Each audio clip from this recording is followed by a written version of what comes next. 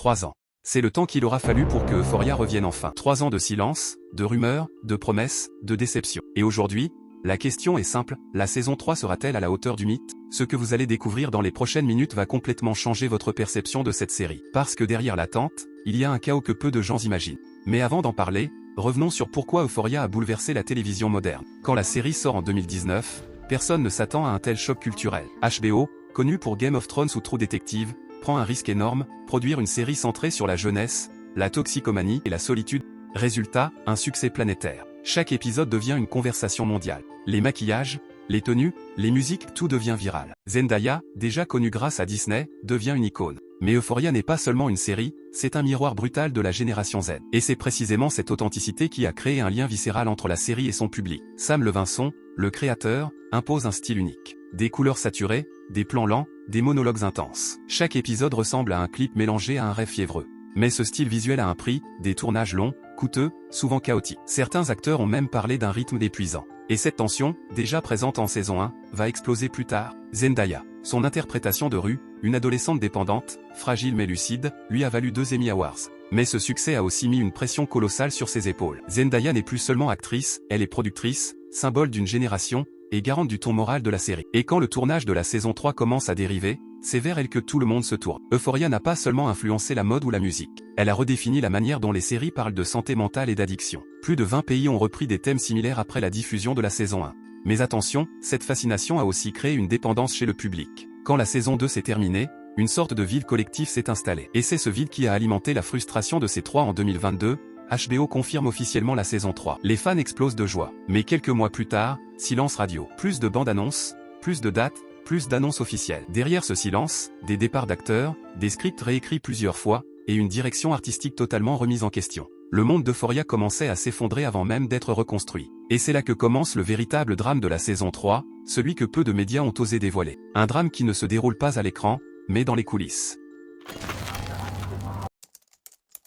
Quand une série devient un phénomène mondial, elle attire autant la lumière que l'ombre. Derrière les récompenses, les interviews et les tapis rouges, les tensions se multiplient. Et Euphoria n'a pas échappé à la règle. Mais avant de parler de conflit, il faut comprendre comment le système Euphoria s'est progressivement fissuré. Sam Levinson est un réalisateur perfectionniste. Il réécrit les dialogues sur le plateau, modifie les scènes à la dernière minute, et tourne parfois jusqu'à 18 heures par jour. Un génie pour certains, un tyran pour d'autres. Des acteurs ont décrit un tournage épuisant, parfois désorganisé. Certains auraient même quitté le plateau en larmes. Mais pour Sam, cette intensité était la clé de la vérité émotionnelle d'Euphoria. En août 2022, la nouvelle tombe, Barbie Ferreira, alias K, quitte la série. Une décision choc, car son personnage était devenu un symbole pour beaucoup de spectateurs. Officiellement, c'est un départ à l'amiable. Mais plusieurs sources évoquent des tensions entre elle et Levinson. Barbie aurait estimé que son personnage avait été effacé dans la saison 2. Elle voulait plus de profondeur, plus de cohérence. Mais la production avait d'autres priorités. Ce départ a déclenché une vague de doutes, si même les acteurs n'étaient plus à l'aise, que se passait-il vraiment sur ce plateau? Plusieurs médias américains,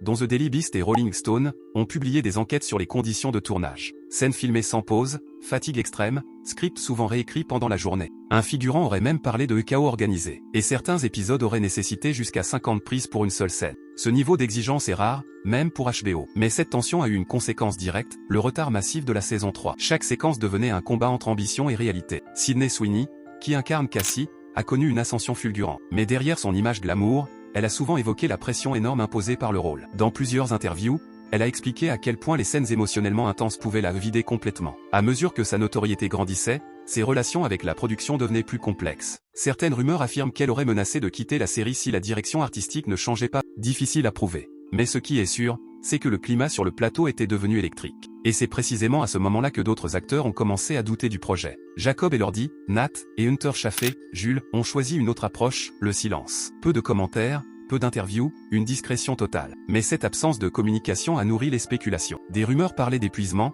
d'envie de passer à d'autres projets, voire d'un désintérêt total pour la série. Pendant ce temps, HBO restait muet. Aucune déclaration claire, aucune date officielle. Ce silence prolongé commençait à ressembler à une stratégie de crise. Et c'est là que tout a basculé, une perte tragique allait frapper l'équipe et bouleverser la trajectoire d'Euphoria. En juillet 2023, une nouvelle bouleverse le monde. Angus Cloud, l'interprète de Fesco, est retrouvé mort à son domicile. Âgé de seulement 25 ans, il était devenu l'un des visages les plus aimés de la série. Sa disparition a profondément marqué l'équipe. Zendaya, Sam Levinson, HBO, tous ont publié des hommages déchirants. Mais au-delà de l'émotion, une question s'imposait, comment Euphoria peut-elle continuer sans lui? Les réécritures de scénarios ont repris depuis ce jour. Certains arcs narratifs entiers ont été supprimés ou modifiés. Et cette perte humaine est devenue le symbole d'une série qui lutte pour exister entre la douleur et la création.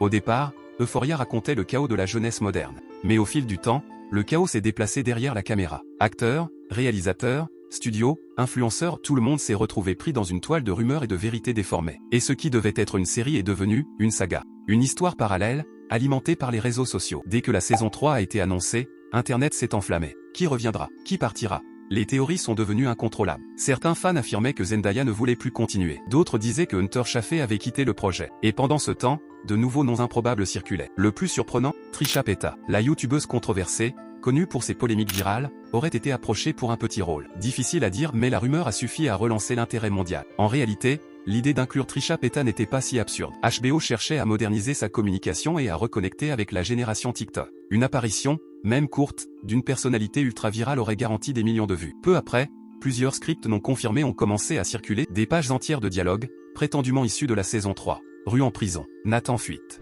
Et un nouveau personnage mystérieux nommé Ellie. Impossible de savoir si c'était vrai, le problème, c'est que ces fuites ont créé de fausses attentes. Quand la série sortira, beaucoup de fans risquent d'être déçus simplement parce qu'ils ont cru à des histoires inventées. Une fuite prétendant venir du bureau de Sam Levinson a circulé. Elle décrivait un scénario sombre, Rue en désintox forcé, Nat confronté à son père, et une mort tragique dans le premier épisode. La fuite a tellement pris d'ampleur que HBO a dû réagir officiellement. Le studio a confirmé qu'il ne s'agissait pas du vrai script, mais ce démenti a eu l'effet inverse. Le public s'est dit, s'ils démentent, c'est sûrement parce que c'est vrai. Et c'est là que la frontière entre fiction, fuite et stratégie marketing a commencé à disparaître. Car HBO savait parfaitement qu'un certain degré de mystère entretenait la hype. Plutôt que d'étouffer les rumeurs, HBO a choisi de les utiliser. Les fans construisaient eux-mêmes la narration sur TikTok et Twitter. Mais cette méthode a un risque, la perte de contrôle. Et ce risque s'est matérialisé quand certaines rumeurs ont commencé à attaquer les acteurs eux-mêmes. Hunter Schafer, Jacob Elordi, Zendaya. Tous ont été victimes de rumeurs d'infidélité, de disputes ou même de ruptures inventées. Et pourtant, pour beaucoup de fans, ces rumeurs étaient plus excitantes que la série elle-même.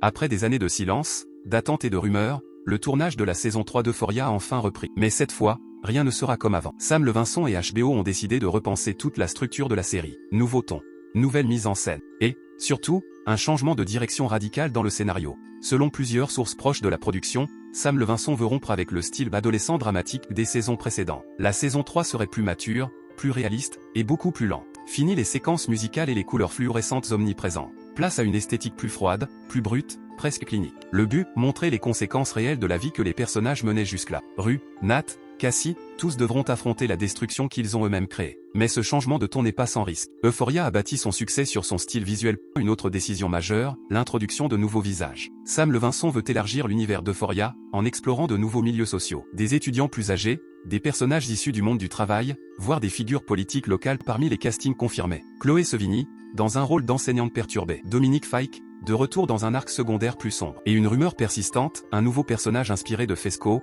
créé en hommage à Angus Cloud. Mais ces ajouts posent un défi narratif colossal, comment maintenir la cohérence sans diluer l'essence originale? Zendaya, en plus d'être l'actrice principale, est désormais productrice exécutive. Elle a une influence directe sur la direction scénaristique. Et selon plusieurs sources internes, elle aurait demandé à Sam Levinson de rendre Rue plus responsable. Rue ne serait plus seulement victime de son addiction, mais actrice de sa rédemption. Un virage risqué, car une grande partie du public s'identifiait à sa fragilité, pas à sa force. Mais Zendaya veut aller plus loin, montrer que la guérison, elle aussi, peut être dramatique. Une idée noble, mais difficile à rendre captivante sur le long terme. Autre innovation, la saison 3 adopterait une structure temporelle éclatée. Chaque épisode se concentrerait sur un personnage différent, avec des retours en arrière et des sauts dans le futur. Levinson veut que chaque spectateur reconstruise lui-même le puzzle narratif. Une stratégie brillante, mais dangereuse. Car plus la narration devient complexe, plus le risque de perdre le public augmente. Et sur une plateforme où la rétention est reine, perdre l'attention, c'est perdre la bataille. Depuis le début, Rue est la voix qui guide Euphoria. Sa narration intérieure, entre lucidité et délire,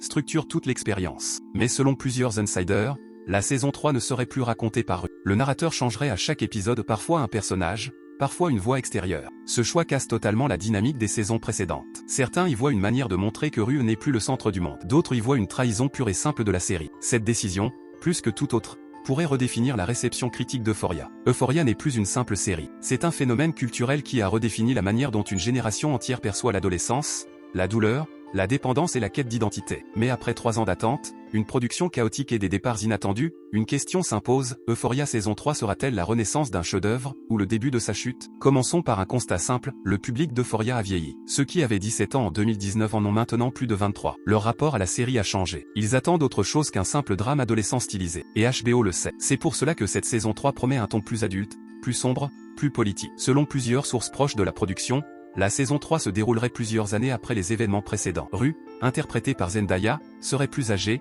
en rémission partielle de sa dépendance, et tenterait de reconstruire sa vie dans un monde plus réaliste. Mais il y a un autre enjeu beaucoup plus profond, Zendaya elle-même. Depuis 2019, son statut a explosé. Entre d'une challenger et ses contrats de mode, elle est devenue l'une des actrices les plus puissantes de Hollywood. Et cela crée une tension naturelle avec la série. Zendaya ne peut plus être simplement un Rue. Elle est devenue une marque, une icône. HBO le sait, et c'est pour cela qu'une partie de la saison 3 semble construite autour d'elle. Le retard du tournage, les réécritures, et même les choix de casting ne sont pas des accidents, ils traduisent une volonté de HBO de transformer Euphoria en un produit culturel durable, pas juste une série virale. Si la saison 3 réussit, elle prouvera qu'une série peut grandir avec son public. Alors, dites-moi, est-ce que vous croyez encore au retour d'Euphoria? Pensez-vous que Zendaya peut porter seule le poids d'une série devenue culte? Et surtout, est-ce que vous regarderez cette saison 3 dès sa sortie? Dites-le moi dans les commentaires.